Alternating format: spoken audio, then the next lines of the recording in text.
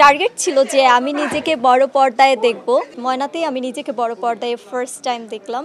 ইনশাল্লাহ কোনো একটা দিন বড় পর্দায় অনেক দূরে নিজেকে এগিয়ে নিয়ে যাব।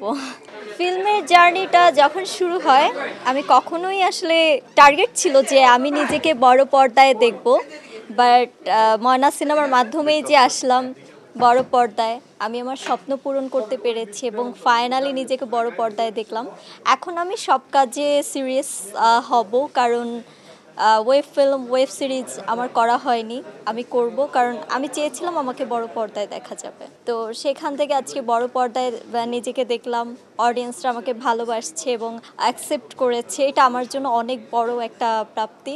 সো আমি চাই যে অডিয়েন্সদের বিশ্বাস আমি একটা সময় অর্জন করব। ইনশাল্লাহ কোনো একটা দিন বড় পর্দায় অনেক দূরে নিজেকে এগিয়ে নিয়ে যাব। খুবই ভালো, কারণ প্রথম সিনেমা আমার তো দহন ছিল, 3জন হিরোইনের মধ্যে আমি একজন ছিলাম এবং অ্যাজ এ হিরোইন হিসেবে আপনার ইফতেখার চৌধুরী স্যার আমাকে পরিচয় করিয়ে দিয়েছিলেন মুক্তি সিনেমার মাধ্যমে, বাট মুক্তি সিনেমা এখন রিলিজ হয়নি। তবে ময়না সিনেমায় আসলে আমার নিজেকে, এটা থার্ড ফিল্ম, ময়নাতেই আমি নিজেকে বড় পর্দায় ফার্স্ট টাইম দেখলাম। তো সেখান থেকে আমার মনে হচ্ছে যে সব মিলিয়ে না ভালো একটা নারী কেন্দ্রিক সিনেমায় একদম লিড কাস্টিং, যেখানে আমাকে অডিয়েন্সরা 80% স্ক্রিনে আমাকে দেখতে পাবে।